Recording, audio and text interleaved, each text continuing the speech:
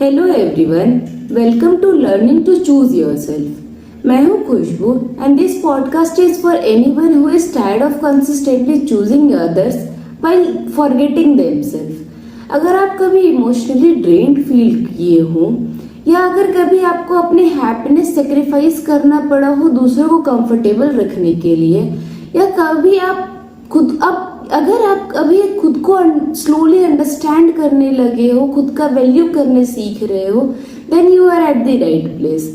यहाँ हम fake positivity की बात नहीं करेंगे, हम रियल कन्वर्सेशन करेंगे, जैसे self love, boundaries, healing, confidence, loneliness, heart break, growth और सबसे इम्पोर्टेंट खुद को चूज करना।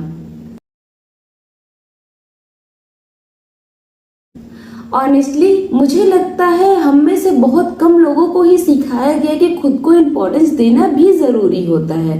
हमें सिखाया गया है एडजस्ट करो, ओवर रिएक्ट मत करो, लोग क्या कहेंगे, दूसरों को हर्ट मत करो, और धीरे धीरे हम इतने दूसरों को प्रायोरिटाइज करना सीख जाते हैं कि खुद के फीलिंग्स इग्नोर कर देते हैं। कभी नोटिस किया है, हम दूसरों के मूड, उनके नीड्स, उनके प्रॉब्लम्स सब समझ लेते हैं, बट जब खुद की आती है वी से it's okay, I am fine, मुझे फर्क नहीं पड़ता है, even though it's actually hurt us.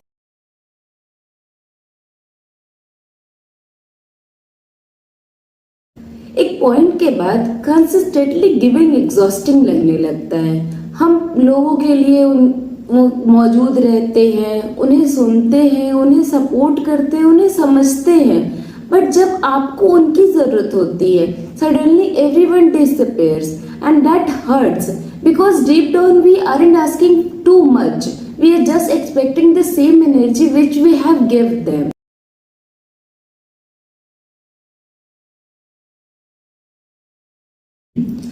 And the hardest part, when you start setting boundaries, you feel guilty.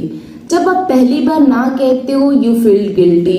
जब आप पहली बार ओवर एक्सप्लेनिंग बंद कर देते हो, तब आप गिल्टी फील करते हो। जब आप पीस को चूज करते हो over drama, then you feel guilty, बिकॉज हमें आदत ही नहीं है खुद को पहले चूज करने का।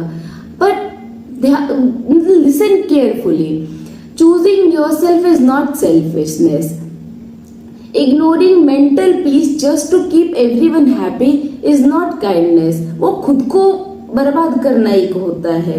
करते हो हीलिंग तब स्टार्ट होता है जब आप खुद को चूज करना शुरू करते हो, दूसरे को छोड़ के, दूसरे के हैप्पीनेस को छोड़ के। ये एक लाइन है कि you can not pour tea from an empty cup. तो जब आप खुद ही खुश नहीं हो तो आप किसी और को हैप्पीनेस नहीं।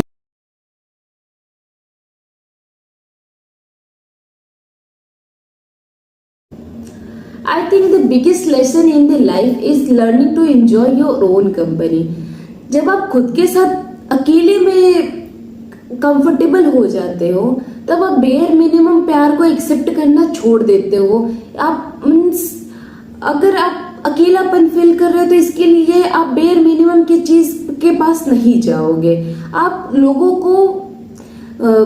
के पीछे भागना बंद कर देते हो, जो कि आपको तब याद किया करते थे जब उनको जरूरत आपकी होती थी। आप उनका टेंशन के लिए उनसे बेग करना बंद कर देते हो, और आप खुद को किसी ऐसे जगह पे फिट करना जहाँ आपको कोई अप्रिशिएशन नहीं मिल रहा हो। ये चीज आप जब बंद करते हो, ये सब कुछ आप बंद कर देते हो। And honestly that's the powerful. आप यहाँ से खुद को चूज करना सही से शुरू कर रहे।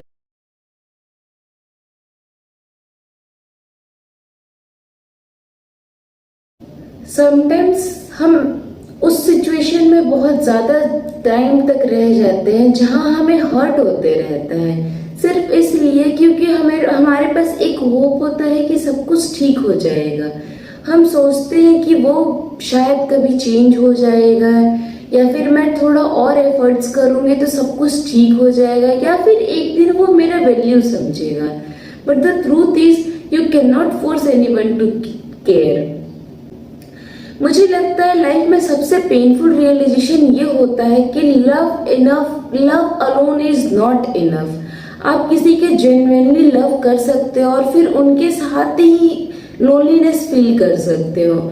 आप किसी के लिए बहुत कुछ कर सकते हो, पर उनके साथ आपको मे बी उनके साथ रहने के बावजूद भी आपको अनइम्पॉर्टेंट फील हो। कभी कभी दूसरों को प्रूव करने में हम इतना बिजी हो जाते हैं कि खुद का वर्थ ही भूल जाते हैं, सिर्फ इसलिए बिकॉज हमें कहीं अंदर से ऐसा लगता है कि हम उन्हें खो देंगे तो हम बहुत ज्यादा अकेले हो जाएंगे।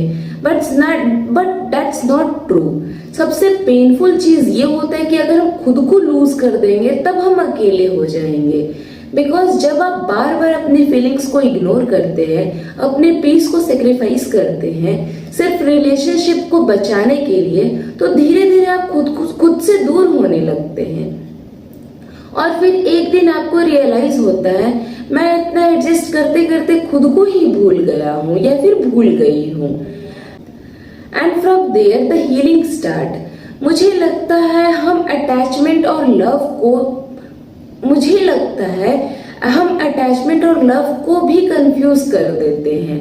अटैचमेंट कहते हैं मुझे तुम्हारी जरूरत है वरना मैं ओके फील नहीं करूंगा, बट रियल लव मीन्स मैं तुम्हारा केयर करता हूँ but I also care about my self. Means कि मैं सामने वाले का भी केयर करूं और अपने आप को भी वहां पे फोकस करूं। There is a difference. ये दोनों लाइन में बहुत ज्यादा डिफरेंस है। चूजिंग योरसेल्फ का मतलब ये नहीं होता है कि सेल्फिश बनना। इसका मतलब सिर्फ ये होता है कि आप उन चीजों को एक्सेप्ट नहीं करोगे जिसके कारण आपका मेंटल पीस डिस्ट्रॉय हो रहा है। इसका मतलब आप अननेसेसरी कलेश नहीं करोगे, आई मीन ड्रामा नहीं करोगे, हर चीज को एक्सप्लेन करना बंद करना, या फिर उन लोगों के पीछे भागना बंद करना जो आपका वैल्यू नहीं समझते हैं। और honestly walking away is hard. खुद किसी अटैच्ड इंसान से या फिर अटैच्ड थिंग्स से दूर जाना बहुत मुश्किल होता है, स्पेशली जब आप वहां पे इमोशनली भी हो। कभी कभी स्ट्रॉन्गेस्ट डिसीजन ये होता है कि आप उस सिचुएशन से बाहर आ जाओ जहां अटैचमेंट है बट इमोशनली सेफ्टी नहीं है।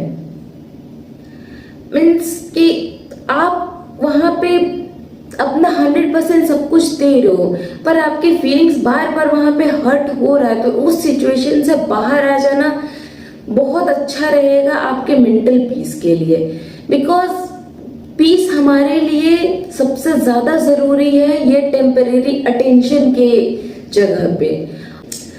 जब आप बाउंड्री सेट करते हो कुछ लोग अनकंफर्टेबल हो जाते हैं। जब आप लोगों को प्लीजिंग बंद कर देते हो तो लोग आपसे दूर चले जाते हैं। जब आप डिसरिस्पेक्ट टॉलरेट करना बंद कर देते हो तो रिलेशनशिप खत्म हो जाती है। ये सुनने की जरूरत है कि you are not too emotional, you are not too difficult to love. और आप जब टू मच नहीं हो सकते हो because you want honesty, efforts, consistency and care.